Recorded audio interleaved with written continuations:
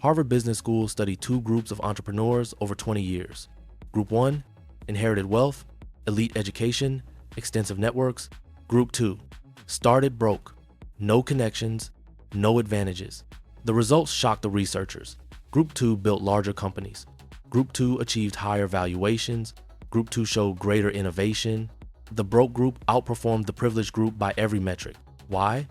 Because starting with nothing creates psychological advantages that starting with everything destroys. And today, you're discovering the neuroscience behind why zero is actually the most powerful starting point. Not motivation, not inspiration. Actual brain science that explains why constraint creates capability. Welcome to the Wealth Mind, where we decode the psychology behind prosperity. Here's what society teaches. Resources create opportunity. Money opens doors. Connections provide advantages. The more you start with, the better your chances.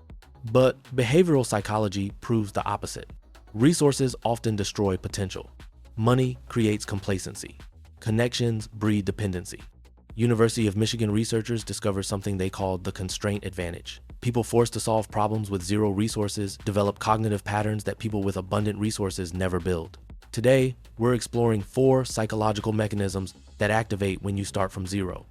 Not metaphors, not motivation. Actual neurological patterns that distinguish founders who build billion-dollar companies from privileged individuals who squander inherited wealth. Mechanism number 1. Necessity activates problem-solving regions that abundance keeps dormant. Here's the neuroscience. When your brain perceives abundance, the prefrontal cortex down-regulates. You have resources, you have options. Your brain conserves energy because solving problems creatively isn't necessary. When your brain perceives scarcity, the prefrontal cortex hyperactivates. You have no resources, you have no options. Your brain enters solution-finding mode because creative problem-solving is the only path forward. MIT neuroscientists studying entrepreneurs found that founders who started broke showed 37% higher activation in problem-solving brain regions compared to founders who started with capital. Not because broke founders were smarter, because their brains were forced to work differently. Stanford psychologist Carol Dweck studied two groups learning new skills. Group 1 had unlimited resources, Group 2 had severe constraints. Group 1 approached problems traditionally. They used available resources to solve challenges the standard way. Group 2 had no standard way available. They were forced to invent novel approaches. After 6 months, Group 1 performed competently using conventional methods. Group 2 had developed creative solutions that outperformed Group 1 by significant margins. The constraint didn't handicap them. It forced cognitive flexibility that abundance prevented. Dweck's conclusion: necessity isn't just the mother of invention, it's the mother of cognitive development. When you have no resources, your brain builds problem-solving pathways that abundant resources make unnecessary. Sara Blakely founded Spanx with $5,000 and zero business experience. She couldn't afford to hire a lawyer, so she wrote her own patent. Couldn't afford manufacturers, so she convinced one to take a chance on her. Couldn't afford marketing, so she sold directly to store buyers herself. Every limitation forced creativity. Every constraint demanded innovation. Meanwhile, her well-funded competitors had resources for everything. Lawyers handled patents, consultants managed manufacturing, marketing agencies ran campaigns. 10 years later, Sara built a billion-dollar company. Her well-funded competitors, most failed because they outsourced the problem-solving that built real business capability. Sara's constraint wasn't a disadvantage.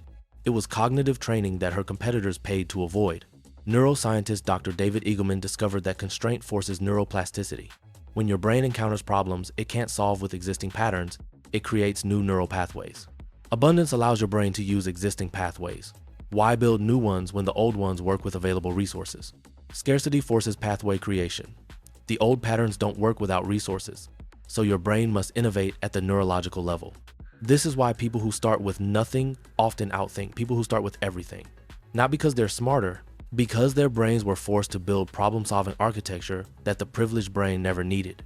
If you're starting with zero resources, your brain is already in the optimal state for building entrepreneurial capability.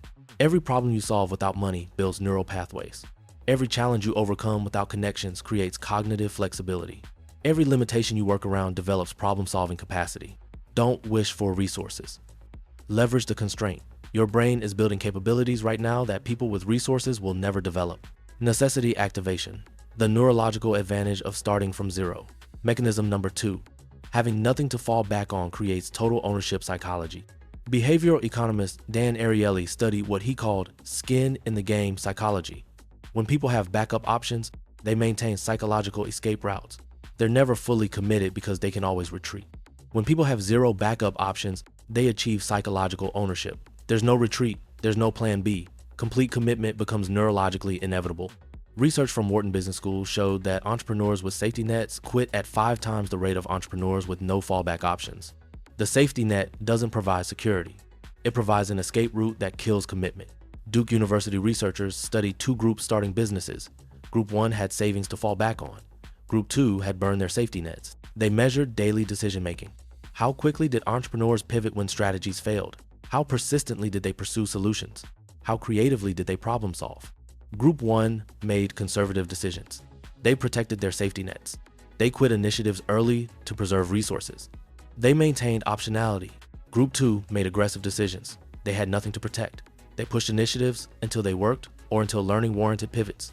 They committed fully because retreat wasn't an option. After 3 years, 72% of Group 2 were still operating. 38% of Group 1 had quit and returned to employment. The safety net didn't protect them. It gave them permission to quit. 2 friends, Marcus and David, both 31, both software engineers earning $120,000 annually, both wanted to start businesses. Marcus kept his job while building his startup nights and weekends. Safety first, responsible decision-making, minimize risk. David quit his job with 3 months of savings and 0 backup plan. Colleagues called him reckless.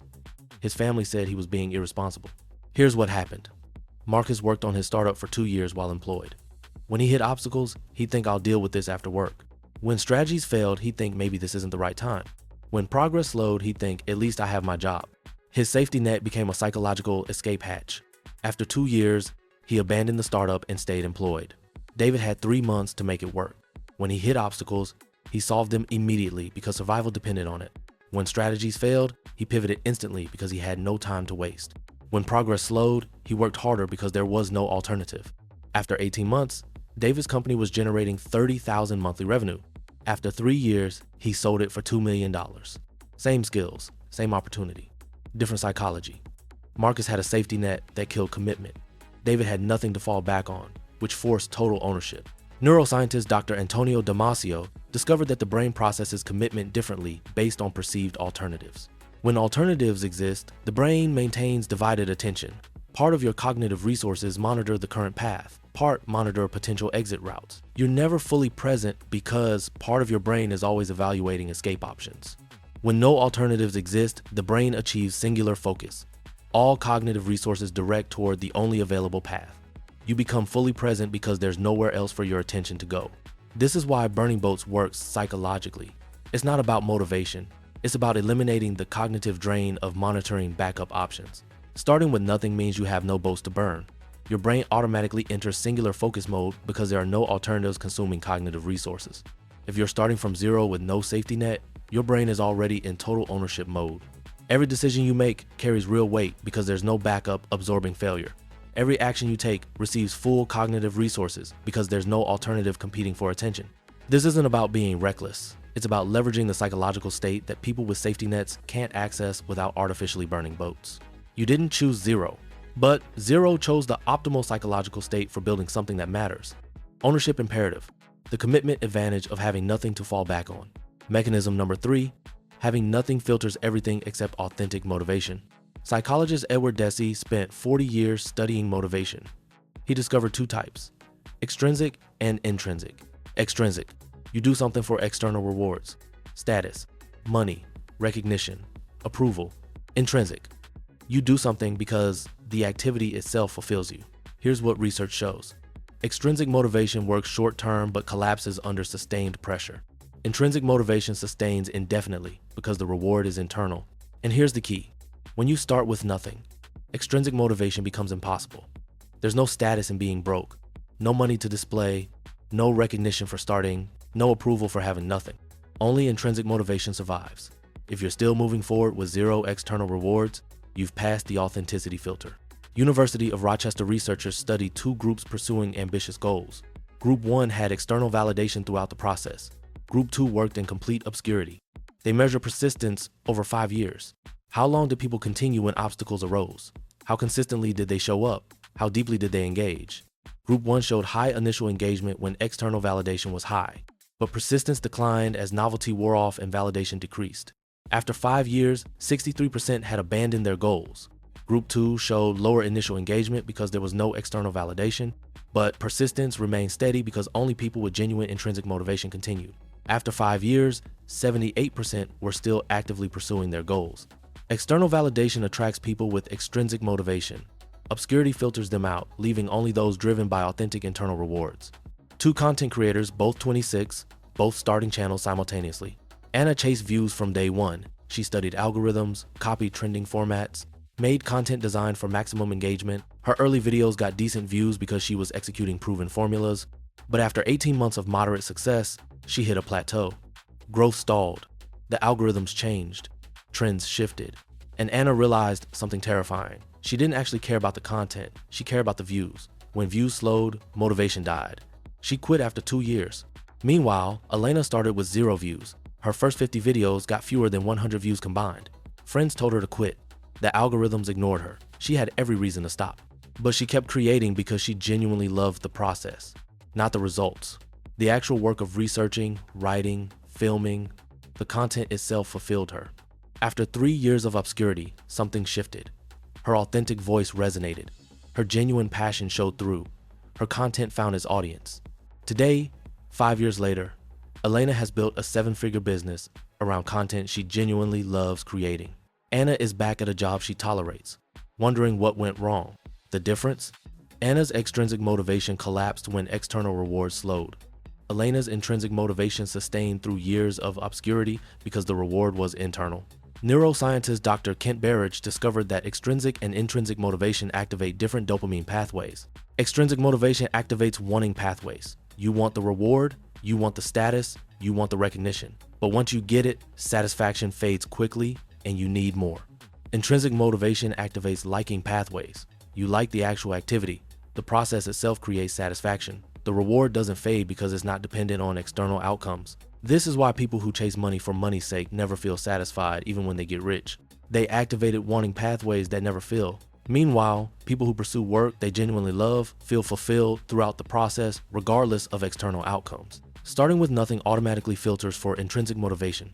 There's no external reward to want, so only the people who like the actual work continue. That filter is a gift. It eliminates the false starts that people with resources can afford to chase. If you're working towards something with 0 external validation, you've already passed the authenticity filter. Every day you show up with no views, no likes, no recognition, no money proves your motivation is intrinsic. Every obstacle you overcome with no external reward strengthens your authentic commitment. People with resources can fake it longer. They can chase extrinsic rewards because they can afford the time it takes to realize it's empty. You can't fake it. 0 external rewards mean only authentic internal motivation sustains you. That's not a disadvantage.